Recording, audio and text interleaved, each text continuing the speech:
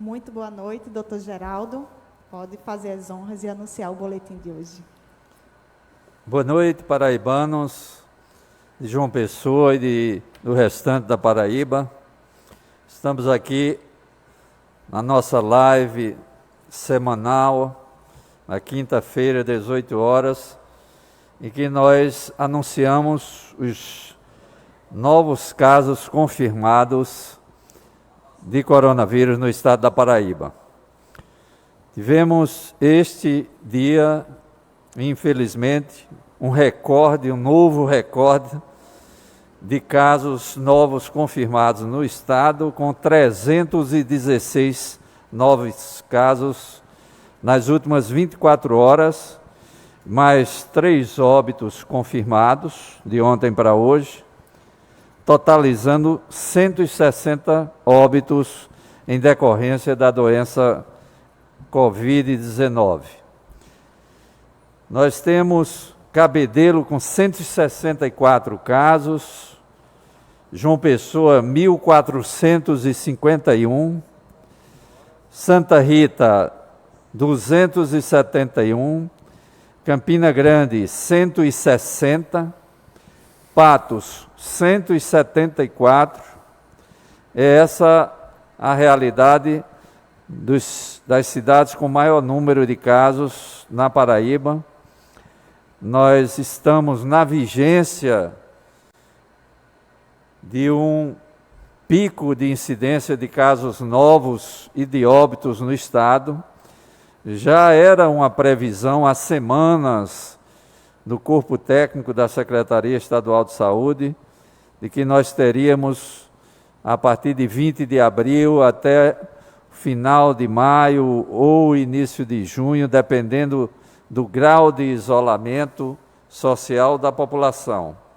Então, esses números revelam aquilo que nós prevíamos. Tivemos 42 dias para alcançar 1.000 casos, 8 dias para alcançar 2.000 casos e 4 dias para alcançar 3.000 casos, com uma previsão nos próximos 3 dias de alcançarmos os 4.000 casos. Então, é um crescimento galopante. Nós não podemos e não podemos fugir a essa realidade. É essencial neste momento que todos os paraibanos tenham a consciência de ficar em casa, porque é o único meio que nós podemos frear essa curva ascendente exponencial que causa doentes e mortes. Nós estamos vendo neste momento o reflexo de cidades que não aderiram ao isolamento domiciliar. Inicialmente, no dia 22 de abril, nós tivemos um pico de adesão ao isolamento domiciliar, chegando a mais a 63%, e gradativamente fomos relaxando e hoje oscilamos entre 41% e 45%, que não é o nível ideal seria 70%. E daí, o que é que ocorre na Grande João Pessoa hoje? Nós temos na Grande João Pessoa uma ocupação dos leitos de UTI adulto de 89%. E essa é uma realidade que já se acentuava, não? E que está à beira de ocorrer um colapso na Grande João Pessoa. Nós teremos amanhã, provavelmente, a Prefeitura de João Pessoa estará ampliando mais 10 leitos. O Hospital Metropolitano tem capacidade para ampliar mais 2 UTIs de 10 leitos, desde que as pessoas, os profissionais de saúde, não, se habilitem a esse chamamento público. O chamamento de médicos é até domingo, até o dia 17. Então, aproveitamos esse momento para convocar, fazer um apelo aos médicos jovens da Grande João Pessoa para colaborar nesse grave problema de saúde pública que é a doença Covid-19. É essencial neste momento para que nós possamos suprir de novos leitos de UTI a Grande João Pessoa, o Hospital Metropolitano, nós tenhamos a adesão dos médicos, principalmente, a esse chamamento. Os médicos jovens, independente de qualquer especialidade, a Secretaria de Estado está preparada para capacitar esses médicos trabalharão junto com outros médicos experientes, sêniores, e durante o plantão terão o suporte desses médicos com maior experiência em intensivismo. Mas voltamos a alertar, a convocar os médicos da Grande João Pessoa. Nós temos de, neste momento, atender ao clamor da sociedade paraibana. Nós precisamos do trabalho dos médicos da Grande João Pessoa e vocês precisam se habilitar a esse chamamento público que está aberto até domingo, até o dia 17, e é urgente, porque nós estamos na iminência de um colapso. Nós temos com poucos leitos de UTI disponíveis hoje na Grande João Pessoa, e é fundamental para nós compormos as escalas de plantão a presença de vocês médicos neste momento trabalhando numa UTI Covid-19 e nas enfermarias. Então, repetindo, nós temos 89% de ocupação dos leitos de UTI Covid-19 na Grande João Pessoa. O nosso índice de isolamento social persiste baixo de 45%. Já temos a disseminação desse vírus em 125 municípios paraibanos. Então já não é mais uma doença das grandes cidades. O vírus já se disseminou por 125 municípios do estado. E tivemos 3 óbitos. Uma mulher de 82 anos, hipertensa, diabética, asmática, de João Pessoa. Um homem de 79 anos, hipertenso, diabético, de Caaporã. E temos um homem de 57 anos, diabético, de Santa Rita. Esses são os números que nós tínhamos para divulgar para a Paraíba hoje. São números preocupantes. Cada dia nós temos números maiores de casos confirmados e de óbitos, apesar de que a Paraíba tem uma taxa de letalidade menor do que a do Brasil, nós temos 5,1% de taxa de letalidade, a do Brasil é faixa de 7%, mas é uma doença que nós já dissemos aqui, vocês sabem, que a maioria dos doentes apresentam sintomas de uma gripe comum, não? Tosse, febre, um bolo na garganta, coriza, perda ou diminuição do olfato, moleza, falta de apetite, às vezes conjuntivite, não? Então, esses são os sintomas comuns de uma gripe comum que se superpõem, que se assemelham a qualquer gripe. Mas, infelizmente, nós temos um vírus chamado coronavírus que está caracterizando uma pandemia e, no Brasil, nós temos números preocupantes, quase 200 mil casos já confirmados no Brasil, com quase 15 mil pessoas mortas. E nessa proporção, se nós não obedecermos ao ficar em casa, há uma projeção do Brasil, infelizmente, ser um dos primeiros países do mundo em número de casos confirmados e de mortes. Secretário, muito boa noite. Agradeço mais uma vez a presença dos 2 secretários aqui. A grande notícia da tarde foi uma equipe de pesquisa que se apresentou em algumas residências em João Pessoa, em algumas cidades, a gente tem relatos no sertão também. E essa pesquisa foi encomendada pela Secretaria de Saúde, eu tinha ciência da Secretaria de Saúde. Como é que a gente pode explicar à população que receberam essas visitas hoje?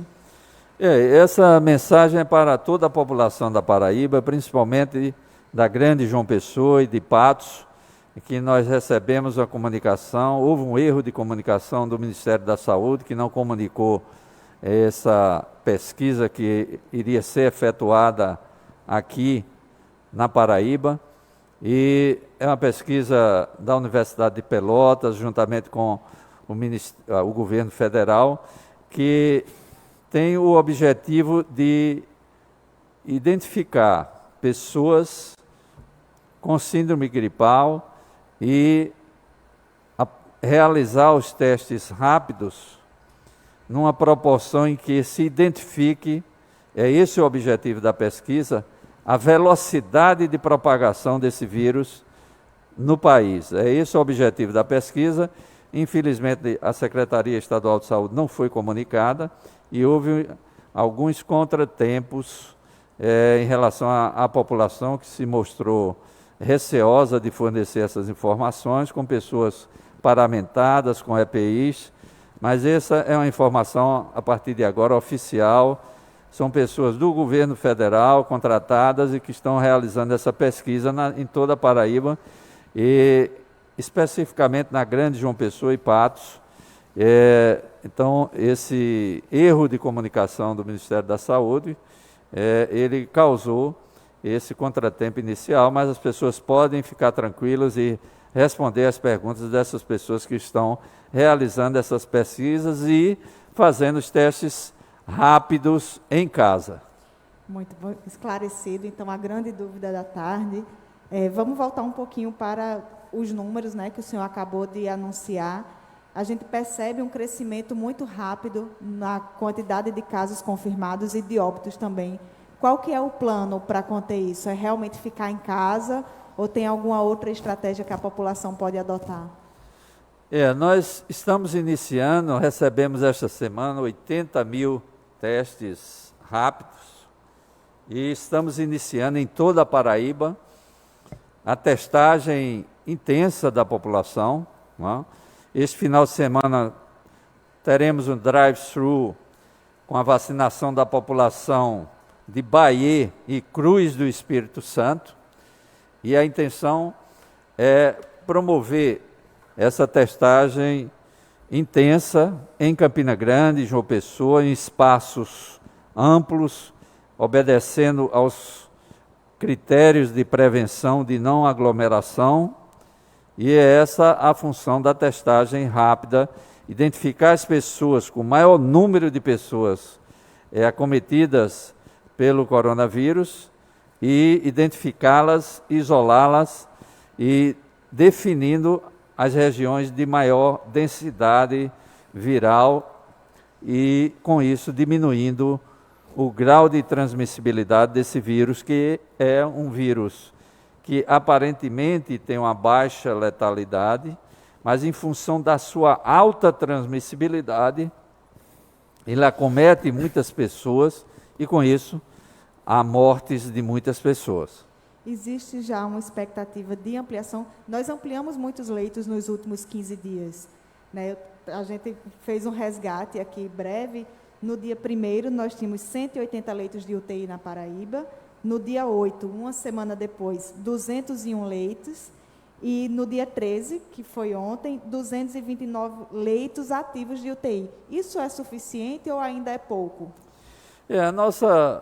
O nosso foco hoje é a grande João Pessoa, e já há aproximadamente 3 semanas que a Secretaria tem executado aquele trabalho que foi planejado, né, em março, e que eram através de a emissão, o disparo de ondas, cada onda com 30 leitos de UTI enfermaria, 10 leitos de UTI, 30 leitos de enfermaria e isolamento, 10 leitos de UTI. A partir do momento que metade desses leitos estão ocupados, se dispara a segunda onda. Aqui em João Pessoa, nós inicialmente montamos uma UTI de 20 leitos no Metropolitano, posteriormente mais outra UTI de 10 leitos, depois outra UTI de 12 leitos, totalizando 42 leitos de UTI no Hospital Metropolitano. Ainda há espaço e condições de ainda termos mais 2 UTIs, cada uma de 10 leitos, mas aí nos falta o essencial neste momento, que são os médicos. Então, mais uma vez, segunda-feira nós fizemos essa reivindicação, essa chamada de médicos, médicos que tenham outras especialidades, não é obrigado a ser intensivista. Há uma equipe da Secretaria Estadual de Saúde que treinará esses médicos jovens. Inicialmente eles ocuparão o espaço de enfermaria e posteriormente irão sendo treinados para plantões em UTI também. Isso é um processo de capacitação progressivo, mas nós não temos outra alternativa. Nós estamos numa guerra. Essa é a grande realidade. Nós estamos numa guerra e durante a guerra nós atuamos diferente. Daí a necessidade de que os médicos, neste momento, ouçam o nosso chamamento e se habilitem a trabalhar no Hospital Metropolitano, desde que nós necessitamos abrir cada vez mais leitos de UTI. Mas nada disso será resolvido se você não ficar em casa. O senhor anunciou que a ocupação dos leitos de UTI para adultos na primeira macro-região, que compreende a Grande João Pessoa, ela já é de 89%. Felipe Valentim, da TV Paraíba, nos pergunta se, atingindo o limite atual de leitos, se a gente ocupar todos os leitos, há a possibilidade ou existe a previsão de passar a transportar os pacientes da primeira macro para a segunda macro, que a sede é Campina Grande, ou de Campina Grande para o Sertão, ou do Sertão para Campina Grande. Isso é previsto? São situações extremas que nós só poderemos definir a partir do momento que elas surgirem. A princípio não há esse direcionamento da Secretaria Estadual de Saúde. Nós poderemos remover respiradores de algumas regiões que não estão utilizando os respiradores. Nós estamos para receber 75 respiradores na próxima semana. Estamos para receber mais 20 respiradores, mais 95 respiradores. Este com um horizonte bem recente, estamos para receber. Consequentemente, com 95 respiradores, nós teremos um alívio em relação a equipamentos. Mas o principal hoje são os médicos. Nós não podemos abrir espaços sem a presença dos médicos. Então, nós conclamamos todos os médicos recém-formados em todas as universidades da Paraíba a se dirigirem à internet e se inscreverem nesse chamamento público. Os médicos que não pertencem ao grupo de risco, isto é, aqueles que têm abaixo de 60 anos e não têm fatores de comorbidade associados, estão também convocados, mesmo que não necessitem mais executar esse tipo de trabalho, porque estão numa situação cômoda profissionalmente e financeiramente, mas este momento de guerra é o momento do exercício da sua função de cidadão, é do exercício da sua cidadania. A sociedade paraibana, neste momento, clama aos médicos da Paraíba aderirem a esse chamamento público. É isso que nós gostaríamos que os colegas entendessem e preenchessem essas vagas, porque é uma necessidade para salvar vidas. Doutor Daniel, ontem o governador sancionou uma lei que autoriza o Estado a requisitar os leitos SUS. Isso era uma coisa que já era prevista no decreto. Eu queria que o senhor explicasse um pouco sobre esse ato e se existe essa possibilidade real ou se os leitos de UTI da rede privada também estão chegando no seu limite. Boa noite a você que nos acompanha aqui na nossa live.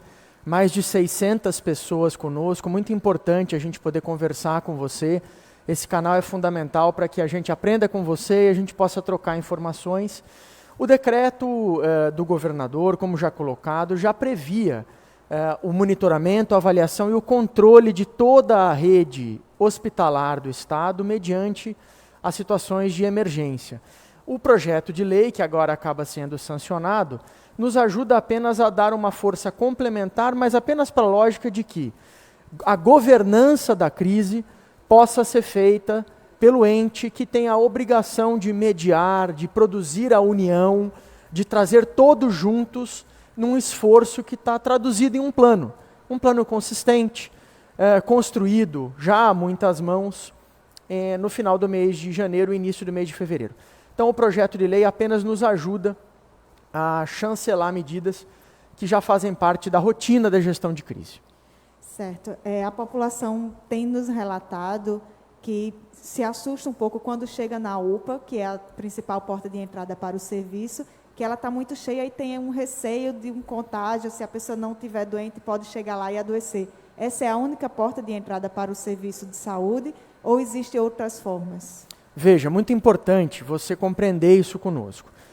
Nós estamos organizando o cuidado a você de forma a ter um ambiente que possa rapidamente te receber.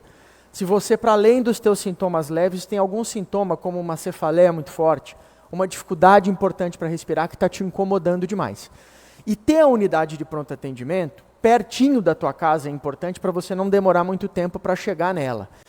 Nesse momento, por exemplo, aqui na região metropolitana, as 4 unidades de pronto atendimento, segundo decisão hoje da Secretaria Municipal de Saúde de João Pessoa, em comum acordo conosco no Estado, elas foram convertidas em unidades de gripe. E isso é muito importante, para que você possa ter perto da sua casa uma unidade que é uma porta de entrada. Mas não se esqueça, se você precisar ficar lá em um leito de observação, se você precisar ficar lá em um leito com maior suporte, o Centro Estadual de Regulação Hospitalar para o Coronavírus está pronto 24 horas por dia para, conectado com a unidade de pronto atendimento, te levar a um leito de internação, seja de enfermaria ou seja de hospitais, em qualquer um dos nossos 21 centros de referência ao longo do Estado. Então, a UPA é um equipamento importante para que perto da sua casa você seja acolhido, a gente compreenda em 30 minutos do que você precisa, você fique em observação e seja levado para o destino do centro de referência para a internação que você precisa. Lembrar também importante, nestes últimos 10 dias, o governo do Estado da Paraíba e a Secretaria de Estado da Saúde implantaram um serviço de suporte a transporte das unidades de pronto atendimento na direção do centro de referência para fortalecer o serviço de atendimento móvel de urgência da região metropolitana, mas não só, das regiões metropolitanas de João Pessoa, Campina Grande, como também em todo o Estado. Então, nesse momento, a SES vai ajudando a transportar você na direção do leito hospitalar, uma vez que você esteja em uma das UPA ou em uma outra unidade de saúde. E nas cidades menores que não têm UPA, qual o serviço que a população deve procurar? Agora, muito, muito importante. Além dos telefones das Secretarias Municipais de Saúde que têm sido divulgados pertinho de você, você já conhece o nosso 991469790.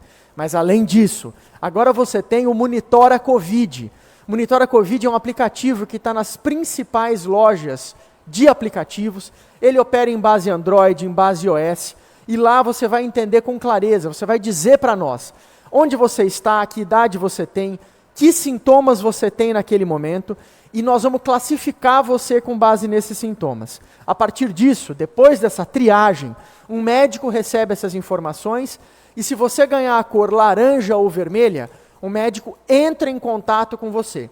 Estamos fazendo mais de 150 atendimentos dia de vermelho e laranja, e são 150 ligações dia de médicos fazendo contato com você, uma atividade que já complementa o telecuidado do coronavírus, que algumas prefeituras, como João Pessoa, também têm feito.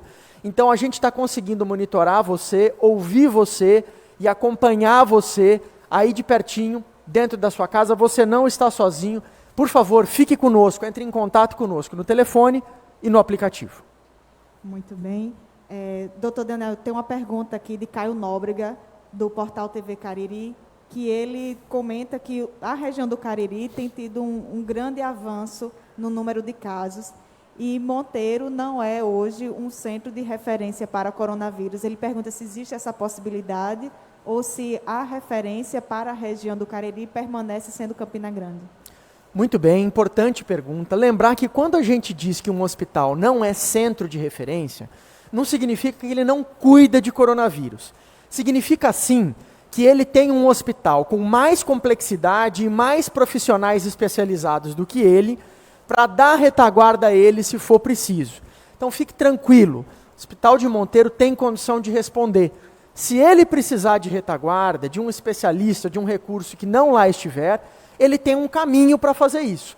Centro Estadual de Regulação Hospitalar para o Covid-19, que vai conduzir o caso até o centro de referência mais próximo. O mesmo está acontecendo, por exemplo, na região ali da 9ª e da 10ª região de saúde, Souza e Cajazeiras. O Hospital de Souza segue podendo receber os cuidados, os primeiros cuidados da síndrome gripal.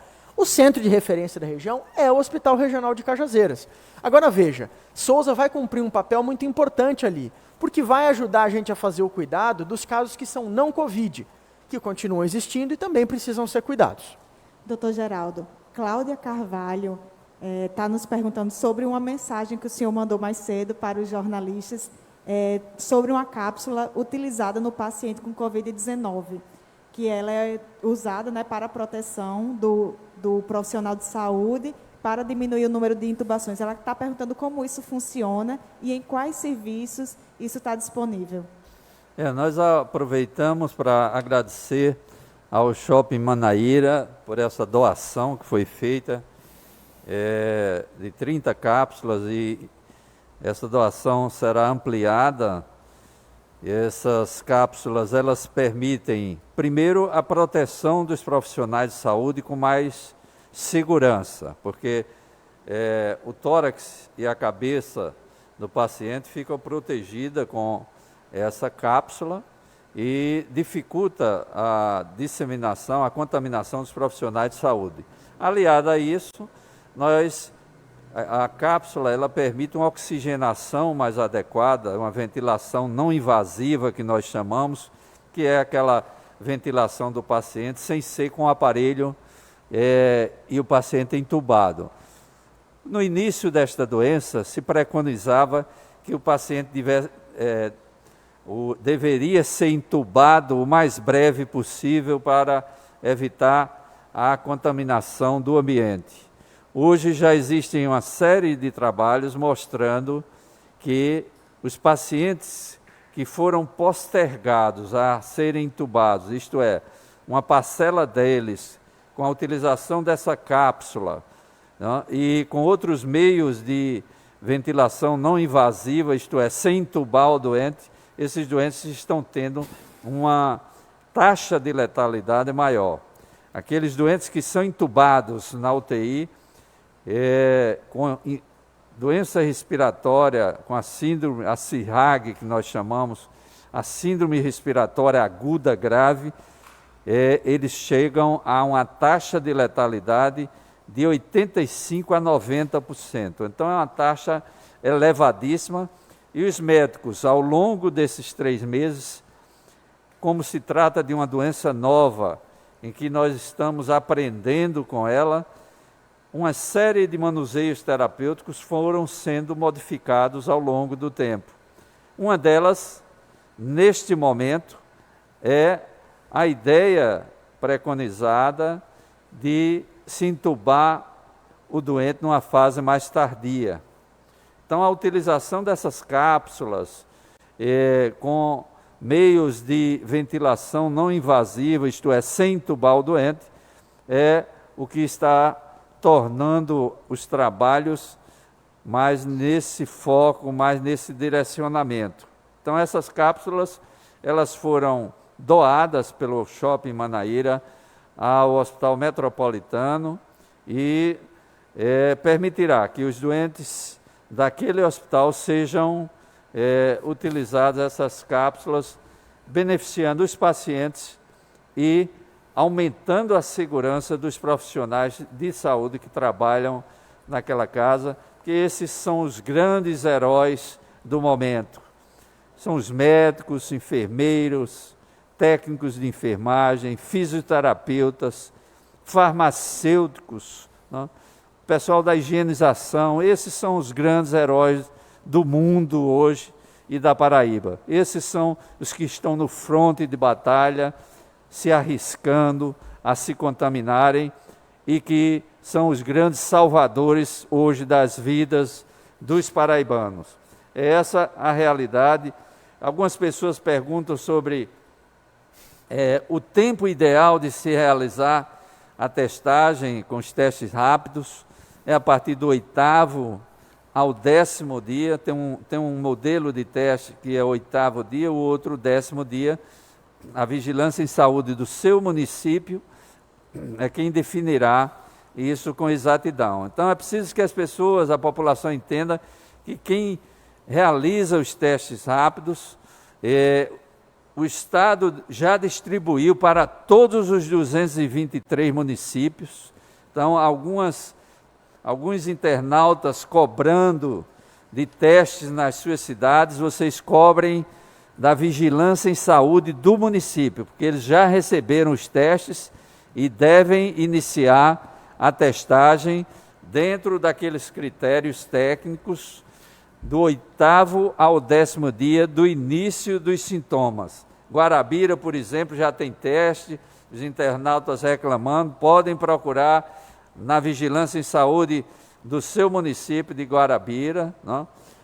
Esse fluxo das UPAs, doutor Daniel já explicou. Patos, há muita reclamação de Patos em relação ao isolamento domiciliar. Nós esperamos que, neste momento, haja a união de prefeitura, do Estado, não existe mais viés político nem viés partidário.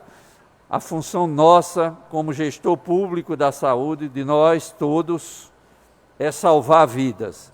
Então, é isso que nós queremos, que todas as prefeituras, indistintamente, todos os prefeitos, se conscientizem neste momento de que, a partir do momento que for identificado um caso de coronavírus na sua cidade, o comércio tem de fechar, as pessoas têm de ficar em casa.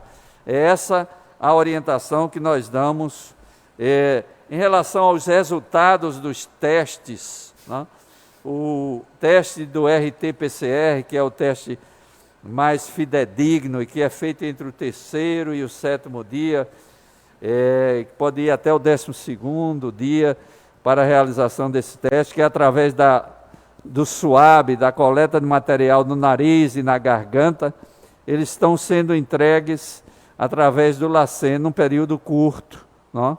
E com esse número crescente e essa demanda altíssima, nós entregávamos em 24 horas e estamos entregando agora com até 3, 4 dias.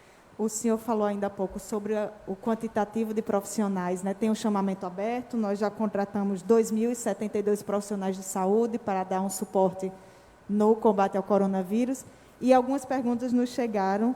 Primeiro é que se há possibilidade de contratação de médicos por pessoa jurídica, visto que alguns atuam em diversos locais e eles não podem acumular cargo, é ilegal, né, ter várias matrículas, eles têm um limite, e alguns médicos pontuam que se eles podem ser contratados como pessoa jurídica ou como cooperativa médica, isso poderia atrair mais médicos, se isso é possível, se isso é uma ferramenta legal.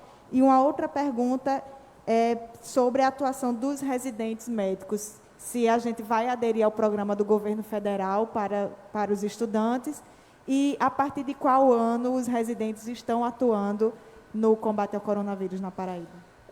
Bom, em relação ao chamamento de pessoas jurídicas, já foi autorizada durante 120 dias a utilização pelo Estado de contratos com pessoas jurídicas.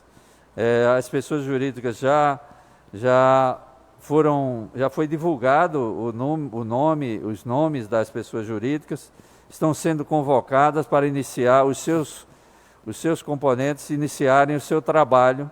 Então será utilizado também a pessoa jurídica no sentido de contemplar os médicos que têm outros 2 vínculos, mais de 2 vínculos, e que têm um teto constitucional que já foi atingido. Então as pessoas jurídicas também estão habilitadas, inclusive já foi divulgado o nome dessas pessoas jurídicas. Os residentes que compõem o CEFOR, né, e trabalham nas diversas unidades hospitalares do Estado já estão também com escalas dentro da UTI Covid, dentro da enfermaria Covid, e estão trabalhando lá também.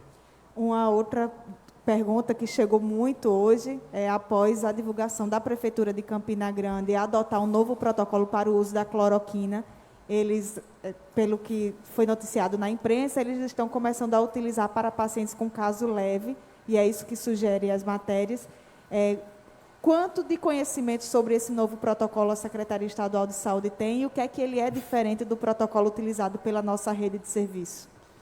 Bom, é natural que neste momento em que nós estamos diante de uma doença grave, que ocasiona muitas mortes, há aquela ânsia da comunidade científica, dos médicos, da população, em se arranjar imediatamente uma medicação milagrosa.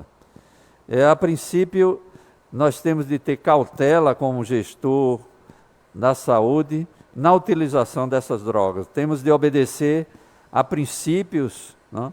A utilização da hidroxicloroquina associada à azitromicina, a heparina, a metilprednisolona, e o plasma convalescente.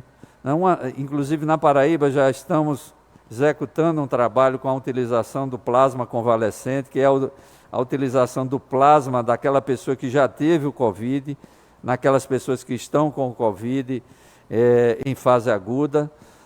Todo esse contexto de medicamentos já estão sendo utilizados normalmente nas nossas unidades hospitalares, obedecendo à autonomia do médico.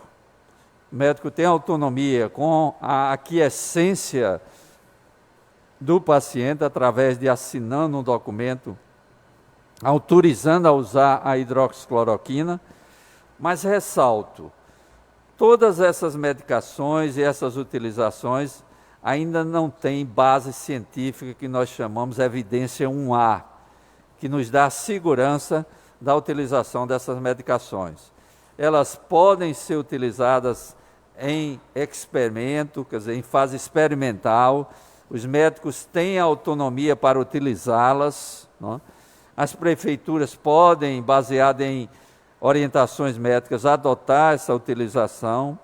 É uma utilização que se questiona muito, você utilizar a hidroxicloroquina em pacientes leves, quase assintomáticos, porque se trata de uma droga que não é inócua, ela tem eventos adversos importantes.